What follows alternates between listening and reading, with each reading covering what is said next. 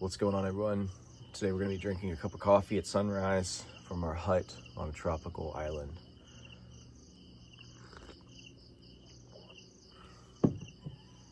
I decided to sell all my stuff when I lived in America and move here. Now, living here is like really different. And different in a lot of ways you might not expect. So you lose a lot of your Western amenities. They don't have Amazon here. There isn't, there's not even a McDonald's. There's no Starbucks. When I take a shower, it's with cold water, which doesn't bother me because I used to do cold water exposure therapy when I lived in America. So I made like a makeshift cold water exposure tank out of a freezer, an ice freezer, and I would get inside of it, and I would sit in there for like 10 minutes. At first, it was so cold I couldn't even tolerate it. It was just like, ugh. Eventually, I got to where I could get in and put my hands in it. I kept it around like 36, 37 degrees, so like right above freezing. So I didn't have one where I had to like chisel ice or anything like that. I didn't have any ice in mine. But so when I moved here, the cold water didn't really bother me. Another thing is that you never realize like just how distracted you are when you live in America, especially where I was living. You know, I lived in a very, I think I would say egocentric city where, you know, everyone's just doing what they're all about, what they're doing, you know, which I don't know if that's a good or a bad thing. I think for me, it led me away from peace and happiness and like a deeper connection with God and nature. So I'll talk a little bit more about that. It's like here, there's so much silence and stillness. That's just the default here. Where if you just put your phone down, there's the silence. If you just, you know, you get done making a video or something and then there's the stillness. It's like the default is that it's still and quiet and silent here. And you never realize just like how addicted you were to noise, to dopamine, to distraction. When you get here and you realize, you're like, it's so quiet, like your brain kind of freaks out. It's like, well, we got to go do something. We got to go to the beach. We got to go here. We got to go there. And, you know, trust me, I do a lot of things. And I'm not just sitting up here cross-legged like a monk. I do a lot of things. But, like, I don't have to do something. Like, I don't have to do something to feel good about myself. Whereas before in America, everyone is doing to be, to become. People feel stillness as laziness. They feel rest as something that it's like an itch they gotta scratch. Everyone's like, I could never do that. I'm bored all the time. Everyone's bored. Yeah, but like, we as humans, we're created to sit and appreciate the beauty of the world around us. If you can't do that, if this is boring to you, sitting here watching, so this is boring, don't you think that's a big red flag? Don't you think that then reality is boring to you? If you can't sit here and experience this beauty without swiping on your phone, don't you think that's a massive red flag? And that was like what I asked myself. I was like, yeah, no, it is a red flag. Like this, like as a human, I'm supposed to like exist in nature, exist in life, you know, without all of the contraptions like phones and computers and all that stuff. And I'm supposed to be happy just in that. And if I get bored or I can't do that, then that means that I'm addicted to not living, but I am addicted to society's inventions. I'm addicted to a smartphone. I'm addicted to all this other stuff. You know, there's a ton of dopamine hits that people are addicted to. So when you move to a place like this and you like basically strip yourself of all of those things. I still have a phone. That's what I'm recording this video on. But the internet is not as good, and it cuts out all the time. And it might be on 1 hour, off the next. So you don't have the constant stream coming through, like I said. And when you're surrounded by stillness and beauty, a lot of times you just find yourself sitting and staring off into the beauty. And so you might get up, and then you might make a coffee. You know, I'll go into town. I'll prepare, you know, food. I have a gym down in the town. I can't call this place. There's no city here. It's just a town. I'll go down into town and go to the gym. After the gym, I'll just go swim in the ocean. That's right. I'll just like go swim in the ocean. So that's really cool. After that, I'll come back and yeah, might make a video, something like that. And so I'll wash my clothes.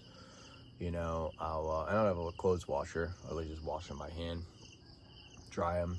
You know, so you can see that it's just like a very it's a very simple life. I'll sweep the hut, stuff like that.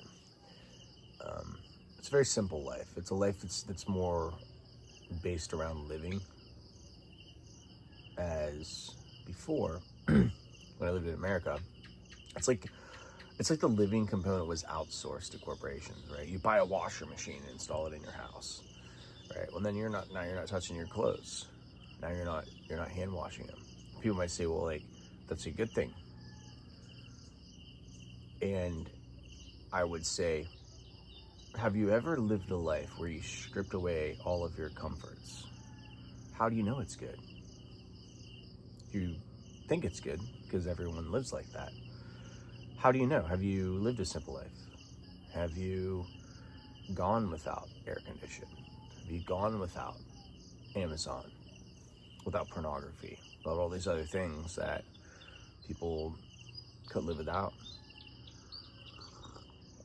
Craziest thing is, like, not only can you live without it, you're not gonna die. You will have the detox. That might take a few weeks or months or whatever if you're heavily addicted. There will be a detox. You'll be like, But if you stay in it long enough, it becomes heaven. Like, it really does. Like, this way of life becomes heaven. You're like, I can't imagine living any other way. I can't imagine being chained to like a calendar. I can't imagine taking my life and reducing it to a spreadsheet. I can't imagine taking my spirituality, you know, where I feel connected with God all the time up here, and then just like condensing it to a 2-hour church service, a 30-minute worship set, mediocre coffee, and a message that I'm not even gonna remember. Like, if that was the only time I got to experience God was like once a week, that would be horrifying. I would do anything to be able to feel the presence of God the majority of the time. Up here, I do. Up here, I'm reminded of it all the time. I wake up and I see that. I'm like, oh my gosh, God is real, you know? Love is real. I can see it everywhere, you know? I feel it everywhere. And I realized that it's not that God left people, right? When cities and distractions, it's that people left God. God's there as the default. But you have to get quiet and still enough and strip away the distractions to actually hear him. That's really hard to do. Most people don't realize just like how distracted they are and how bad it's actually gotten. It's gotten so bad that when you come to a place like this, there's kind of like a freak out period. There's like a freak out period where you're like, you know, what am I gonna do? You know, your brain's like, what am I gonna do all day? Like, what is it? Like, look, I'm just on this island. Like, you kind of freak out a little bit, but you have to sit. You don't listen to that, right? You observe your thoughts, and you don't get stuck in identifying with them. You observe them, and then you just get up and get about your day. Go sing karaoke. That's what I did yesterday. I went and sang karaoke. It was beautiful. Had a blast. Probably gonna go do it today. I have like local spots I'll go to. So like I have like a karaoke spot. I have a gym. I have like a local fruit market. I get fresh fruit. I got a local meat market where I get chicken and stuff like that. We've been having a lot of storms. It's still rainy season here, so I tried to cook chicken, but the rain, I couldn't get the fire big enough because it was too windy. And I'm like really worried too about making a big fire and when it's really windy, because I don't want it to like blow and like burn the hut down. So I'm just being mindful of that. But yeah, I didn't even know how to cook over an open campfire until like I moved here. And that was like one of the really cool things. I was like, okay, how do I like cook over an open campfire? Actually, I asked GPT. So I'm like thinking, it's like, isn't this like so ironic that this freaking AI is helping me live a more ancestral lifestyle, like getting back to my roots, how my ancestors cooked for like 30,000 years or whatever. I thought it was ironic, but I thought it was also very beautiful. Like, and that was like another thing that I realized is like, we always think that we need to uninvent technology to go back to the good old days. It was like, well, back before the smartphone. Well, if I could just go back before the computer. Well, if we could just go back before AI or COVID and all this stuff. And it's like, that's just like, I don't even think like that. Because what's the point? Like, you can't uninvent AI. You can't uninvent the smartphone. You can't uninvent COVID. Like, it's here. It is what it is. And trying wishing for that is just like, it's just so stupid, because it's like, you don't have a time machine. So it doesn't even, for me, it doesn't even matter to think that thought, because what's the point? It's like, it's a delusion, because it can't happen, right?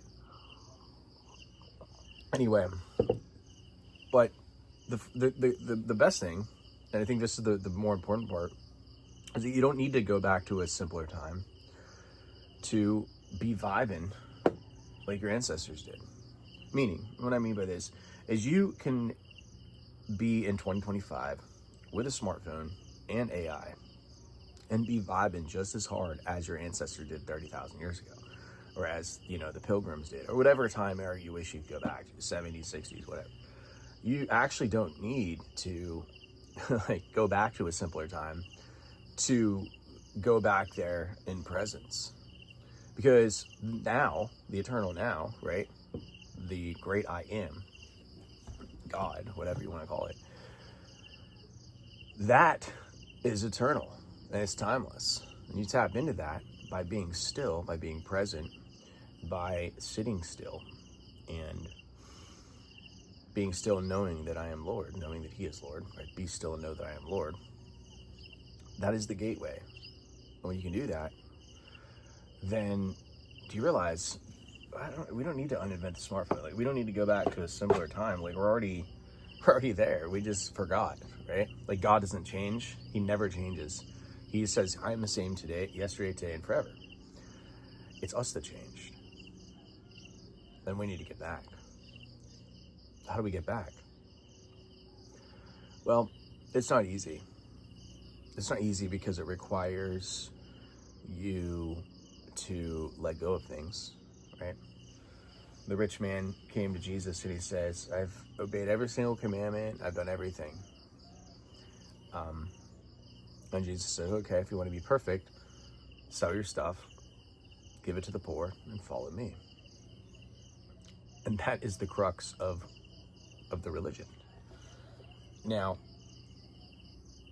when you read through Jesus and his ministry, he was here to dismantle hierarchies. He was here to get rid of ego in religion.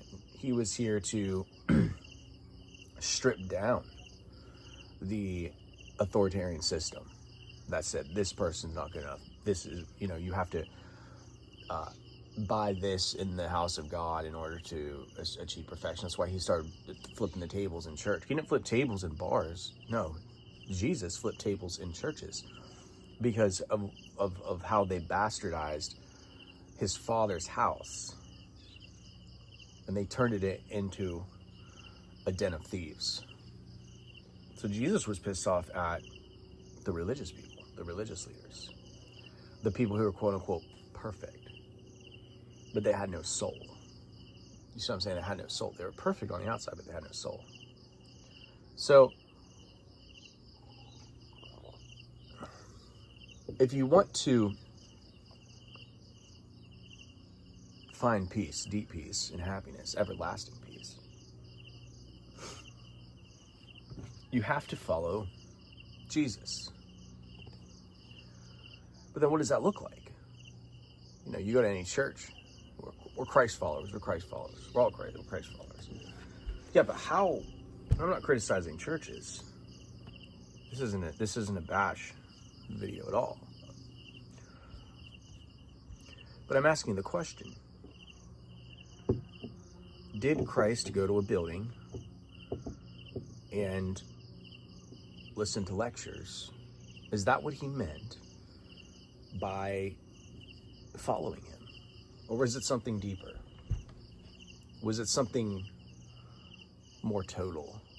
Meaning that, was it something that if you truly grasped what it means to follow Christ, it would probably scare you? I think it's that. Since Christ did say, pick up your cross and follow me. The cross was capital punishment, okay? Romans knew exactly what he meant when he said that. We, 2,000 years later, as dispensationalists, we like to cherry pick the Bible. And so we've taken this radical religion of Christianity, this radical religion, the teachings of Jesus. Jesus was a radical figure, man. He was mystical as hell. He was raising the dead. He was walking on water. He was healing the sick. He was turning water into wine. He was multiplying fish. He was saying like very mystical things. The Father and I are one. That's non-duality, bro. Jesus was straight up speaking non-duality and ego death. He even said there are more things I would like to tell you, but you cannot handle it right now. Go read John, dude. Jesus, when he said, pick up your cross and follow me, he was speaking about ego death. He wasn't talking about physical death. He was speaking about ego death. Die before you die. Let go of the false self. The flesh leads to death, but the spirit breathes life. That's right. Look at the prodigal son. People think they understand what that story means, right? When you're like the prodigal son, we're the prodigal son. We've been bad, spent all dad's money on hookers and drugs, and then we came home and God is dad and he forgave us. Then there was the jealous brother, and don't be like the jealous brother. And even though like a lot of Christians are, don't be like the jealous brother, and that's it. Story done. But dude, that story is like much deeper. There's so much more to the prodigal son than that. The prodigal son is a story of ego death. That's, at the end of the day, what that story really means. And when you realize, when you see it from the lens of Jesus was wanting you to let go of your false identity. That's what it really was about. Letting go of the false identity. You see, the prodigal son, he went out. He wanted to go out and live life his way. He wanted to go see if he could do it better, if he could do it and find happiness on his terms. And he couldn't. He took dad's money. Right then and there, money, right? What is everyone chasing in America? Money, image, pleasure. They're all the prodigal son. Okay, but here's the crazy part. It's when you burn yourself out doing all of those things, right? Chasing money, chasing image, chasing sex, chasing all that stuff. And you burn yourself out. Then you come back to the Father, which is stillness. It's presence. You come back to the Father, come back to God, come back to nature, back to all this stuff. And then when you come back, you realize God was never mad at you. He was there waiting for you to realize that your identity is not found. It's not found in your name. It's not found in your job title. It's not found in how much money you make. It's not found in on how bad you've been or any of this stuff. It's not found in any of that. It's found when you realize that you have always been a child of God, right? Think about the prodigal son. When he was sitting there eating, he's sitting there and living in squalor. He didn't have any money because he spent it all. And he's like, I'm a child of my dad. And even the servants get taken care of. So he'll at least treat me like a servant. Or he's starting to remember his identity. He's a child of, that's right. And that's when he gets the motivation to go back to see his dad. Because he starts remembering his identity. And that's when, if you can remember your identity, you start to remember your identity, right? And realize that your happiness and everything you've been chasing has not satisfied you. You can begin to come on back home to dad, come back home to God. And I could talk about the prodigal son for a very long time, but essentially it's chasing things that, on your terms, that your ego wants. Fame, money, all this, whatever society says, jets, Bugattis, houses, whatever society says will make you happy. Burning yourself out and realizing, oh my gosh, like this didn't make me happy. That's the beginning of salvation. That's the beginning of realizing who you are. So I could talk about prodigal son for a very long time because I believe there's so many layers to that parable, so much truth and wisdom in it. But that's one of the biggest things I realized about living like this, is I felt like it was a return back, like I was the prodigal son returning back home, because I was letting go of all of the things that I chased for years. I've had in my life, such as scrolling on phones, building my identity in this, building my identity in that, chasing this, chasing that, trying to be a rock star, trying to be, a successful trader and all of this stuff. Some stuff I got, some stuff I didn't. Some stuff I wish I would have been more successful at. Some stuff I was more successful than I thought I would have ever been. Whatever. But I felt like I was the prodigal son, living like an American for my, my selfish, identity or whatever.